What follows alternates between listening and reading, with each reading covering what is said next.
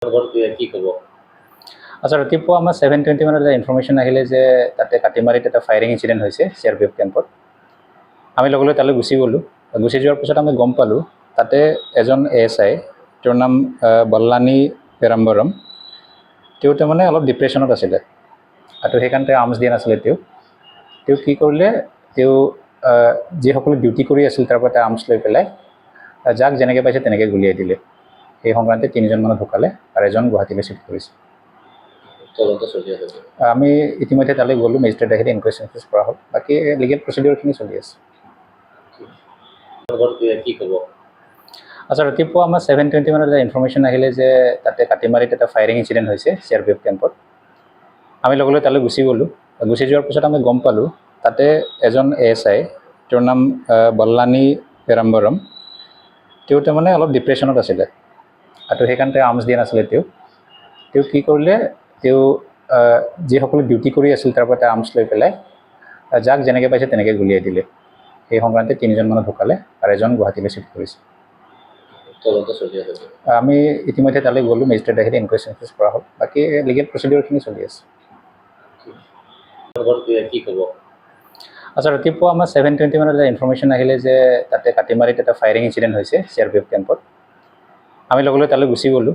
গুচি যোৱাৰ পিছত আমি গম পালোঁ তাতে এজন ASI, তেওঁৰ নাম বল্লানী পেৰাম্বৰম। তেওঁ তাৰমানে অলপ ডিপ্ৰেশ্যনত আছিলে আৰু সেইকাৰণে আৰ্মছ দিয়া নাছিলে। তেওঁ কি কৰিলে, তেওঁ যিসকলে ডিউটি কৰি আছিল তাৰ পৰা আৰ্মছ লৈ পেলাই যাক যেনেকৈ পাইছে তেনেকৈ গুলিয়াই দিলে। সেই সংক্ৰান্তে 3জন মানুহ ঢুকালে আৰু এজন গুৱাহাটীলৈ চিফ্ট কৰিছে। তদন্ত চলি আছে। আমি ইতিমধ্যে তালৈ গ'লোঁ, মেজিষ্ট্ৰেট আহি ইনকুৱেশ্যন কৰা হ'ল। বাকী লিগেল প্ৰচিডিউৰখিনি চলি আছে। কি ক'ব? আচ্ছা, ৰাতিপুৱা আমাৰ 7:20 মানত এটা ইনফৰমেশ্যন আহিলে যে তাতে কাটিমাৰিত এটা ফায়াৰিং ইনচিডেণ্ট হৈছে CRPF কেম্পত। আমি লগে লগে তালৈ গুচি গ'লোঁ।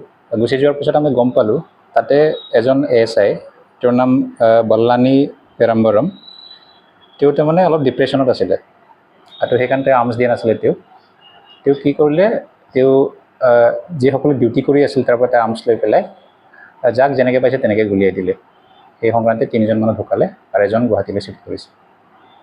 তদন্ত চলি আছে। আমি ইতিমধ্যে তালৈ গ'লোঁ, মেজিষ্ট্ৰেট আহি ইনকুৱেশ্যন কৰা হ'ল। বাকী লিগেল প্ৰচিডিউৰখিনি চলি আছে। কি ক'ব? আচ্ছা, ৰাতিপুৱা আমাৰ 7:20 মানত এটা ইনফৰমেশ্যন আহিলে যে তাতে কাটিমাৰিত এটা ফায়াৰিং ইনচিডেণ্ট হৈছে CRPF কেম্পত। আমি লগে লগে তালৈ গুচি গ'লোঁ।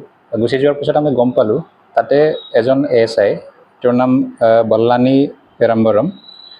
তেওঁ তাৰমানে অলপ ডিপ্ৰেশ্যনত আছিলে আৰু সেইকাৰণে আৰ্মছ দিয়া নাছিলে। তেওঁ কি কৰিলে, তেওঁ যিসকলে ডিউটি কৰি আছিল তাৰ পৰা আৰ্মছ লৈ পেলাই যাক যেনেকৈ পাইছে তেনেকৈ গুলিয়াই দিলে। সেই সংক্ৰান্তে 3জন মানুহ ঢুকালে আৰু এজন গুৱাহাটীলৈ চিফ্ট কৰিছে। তদন্ত চলি আছে। আমি ইতিমধ্যে তালৈ গ'লোঁ, মেজিষ্ট্ৰেট আহি ইনকুৱেশ্যন কৰা হ'ল। বাকী লিগেল প্ৰচিডিউৰখিনি চলি আছে।